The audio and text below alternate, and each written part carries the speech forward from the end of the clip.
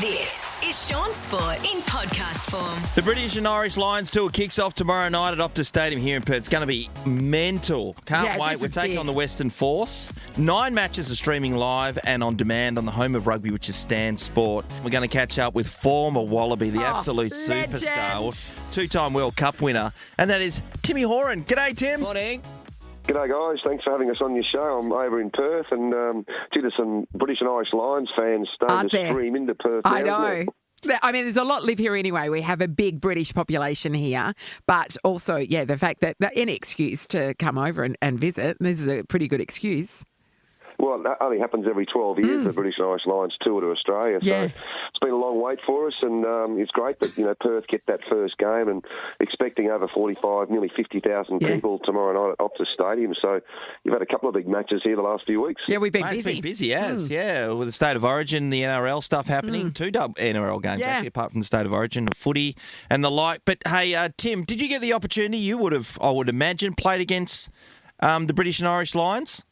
Yeah, a long time ago. Since I was just virtually first year out of school, I was 19 years of age, and I sat on the bench for the 3 test matches for the Wallabies, and never got a chance to actually get on. Those days, you had to be stretched off the field to get a replacement on. But I played against them for my state for Queensland, and it's an amazing experience. And for these British and Irish Lions players, for them as well, they only tour every 4 years to South Africa and also to New Zealand. So it's a great experience, and what these players for the Western Force will appreciate tomorrow night, especially if they're not going to play for the Wallabies. It's your once and only time in your career to play against them. Yeah. There's a bit of almost they're like a mythical beast, really, aren't they? Yeah. The way they assemble every 4 years. It's like, must be strange. But obviously a big honour, but they don't play together that often. Is that, will that affect the way that they play? Yeah, I think it's just the combinations. Yeah. And they lost a game. They played over in Ireland against Argentina last Saturday and lost that match, the test match against Ireland. Against Argentina and in Ireland. And I think that's just because the combinations. You've got England, Wales, Scotland, and Ireland. They all just come together. They belt each other in what's called the Six Nations, and then they all of a sudden come together. So they're besties. Andy Farrell is the coach of the British and Irish Lions. He coaches Ireland at the moment. What an absolute honour today. Yeah. Massively. Tim, were you able to souvenir anything when you played them back in your day? Yeah, I think I've got a jersey somewhere. I've got a few jerseys underneath my stairs and a couple of sports bags. I think I've got a jersey from them. But, it's an incredible experience just to understand, the history of the British and Irish Lions and, for the Wallaby, you have to. There's very few players that get a chance to play against the Lions twice. I think James Slipper for the Wallabies, he'll get a chance to play them for the second time. So, just an amazing experience and the history that goes with the side. Yeah, I mean, it is incredible because when you think about it, the Brits and the Irish don't really historically get along. So the fact that this is rugby bringing 2 nations together is kind of cute. Yeah, it's funny because all the Lions fans, there's about 35 to 40,000 Lions supporters that come out from the UK, and of course there's some here in Perth now. Most of them arrived yesterday. Yeah. And you always get that competition. Who's the biggest drinker? Like, is it the Irish? Is it the English? Is it the Welsh? And I walked past a couple of the Irish bars last night, and they're starting to heave. The boys go nuts. I reckon I would back the Irish in that competition for sure. Bloody hell. It'd be so good to be able to see. Hey, Tim, I want to know how you see the Wallabies developing. Of course, Joe Schmidt decided to stick around for a bit longer, and it seems like that was a really good move for Australian rugby to be able to keep him here and doing the job that he was doing. But we do seem like we're on the edge of making the next step after being in the wilderness a little bit. Yeah, I think so. I think the last end of season tour last year, where the Wallabies had a great win against England in England, had 3 or 4 test matches over there, and I think he's got a good rhythm. Super Rugby's been pretty good for us this year, and I think with Joe Smith, they play Fiji in Newcastle next Saturday, and that's 2 weeks out before the first test match against the Lions in Brisbane. So gets a chance for players like Max Jorgensen and Joseph Suoli to come back from injury and play in that test match, get some game time. So he's got no injuries in the team at the moment, which is great. So hopefully you go against Fiji, you win that test match, and you've got 2 weeks preparation for that first test in Brisbane. And those test matches, Brisbane, Melbourne, then Sydney.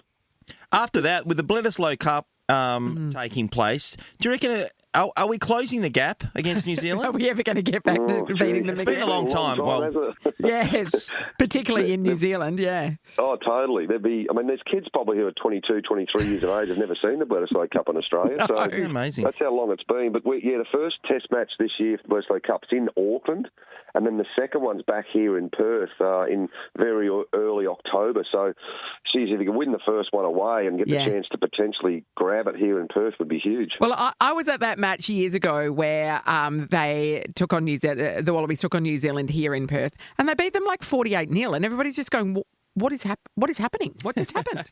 What just happened? Nobody expected that result at all. Then they went to New Zealand, got walloped, obviously, but it was like, so clearly it's a golden ground for them. Yeah, I think the Wallabies, they love playing over here, and the Western Australian government's been great support for rugby for many years now, and we played plenty of Test matches over here and at Subiaco back in the day. Yeah. So, I think we're closing the gap a little bit. Fingers crossed. It'd be nice to grab one hand around that Bledisloe Cup one Wouldn't day. it? Absolutely. Well, you can watch all the action live on demand. The home of rugby, Stan Sport, this season. There's going to be some huge matches. Yep. Tim, really appreciate your time. You're an absolute Australian legend. Have a good time in Perth. Thanks, guys. Thanks for the... Cheers. That's Tim Horan, Wallaby legend at 7:33 on Nova. Shaun Sport in podcast form. Let's go with the Australians' new look top order batting against the West Indies. How's that overnight. going? Well, we were bowled out for 180 on our first dig. We bowled the West Indies out for 190. Okay, great. Not bad. Then we were sent into bat, and the usual suspects got out again. So Sam Constas, he failed to fire again. He was removed for 5, but he made 5 runs right. He was dropped twice before he got out the third time. Are you kidding? That's not. Like he had three opportunities. And I'm a Sam Constant fan because I like he plays with a bit of flair and everything, all the rest of it. But also that's a bit embarrassing. Very embarrassing. Usman Khawaja was out for 15. Cam Green just was the last person out for 15. Josh Inglis, our WA guy, was out for 12. So we're 4 for, I think, maybe 75 at the moment. So we're in front. But it's going to take, Travis Head. Yes. To come in and hit some runs Pat for us Cummins to be able to gonna win have to this hit one. 30 or Pat 40. Cummins. Yeah, and he shouldn't have 100%. to. He's a bowler. He's a bowler, and he's the captain. Moving on to the footy last night. Carlton got their bums smacked again. 51 all points sorts, aren't they? was the margin at Adelaide Oval. Michael Voss is going to get... Yes. He's going to be back front page all next week. Officially under the pump. Our members are burning their scarves. It's on. It is on. Yeah. And they go hard. Was there any significance? I saw the vision a bit. I didn't look into it too much. Where Voss was walking from the coaching box down to the crying. Well, it was an away game, Ross, so everyone's giving it to him. Yep. When he gets back to Melbourne next week. So the rest of the week will just pan out. There'll be moments of talking about Michael Voss's position, and they'll be talking about all the rest of the games for the weekend. But next week, when the agenda kicks off on Monday, it'll all about when are they going to get rid of him. That'll be the gist of it. Are so they that's still going to be in the tough 8? going. They were in the 8 last Oh, week, no, yeah. they're nowhere near it, actually. No, Really? nowhere near it. Yep. Let's have a look.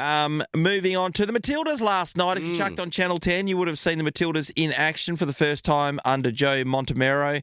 They were too good for Slovakia. Slovenia. It's a good thing we got Different that. country. Yeah. Different country completely. Both start with S though, Shaun. 3-0. So that was a really good performance. Hayley Rasso with 2 late goals to make sure the damage was done. She came off the pine in that, and her class was the difference. She's amazing. We had a lot of opportunities to score, but the girls up the front playing relatively just a handful of games for Australia weren't able to put them in the back of the net, but we played well. The crowd wasn't great at HBF, and I think maybe playing Slovenia.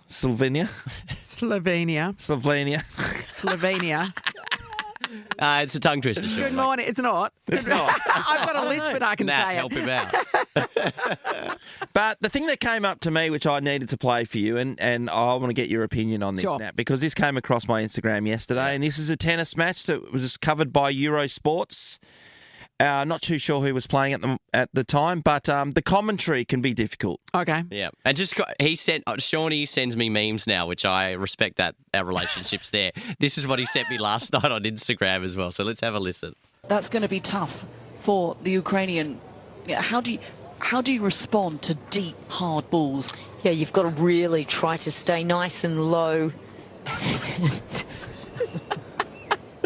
Shaun. Thanks for that. So what do you think? Yeah, you're proud of yourself. My wife saw that and she's like, "What is that?" And I was like, Shaun's just sending me memes again. Well, Okay, so deep you hard need to put balls. you need to Deep hard put balls. What do you do? You need to put a restraining order on him, Ross. I don't mind it, but the wife's not as keen. I'll go with the slice backhand. You got to have fun in life, right? That's what I would do. Thoughts? I would suggest if they're that deep and low, they need some support. Shaun Sport is a Nova podcast. For more great comedy shows like this, head to novapodcast.com.au.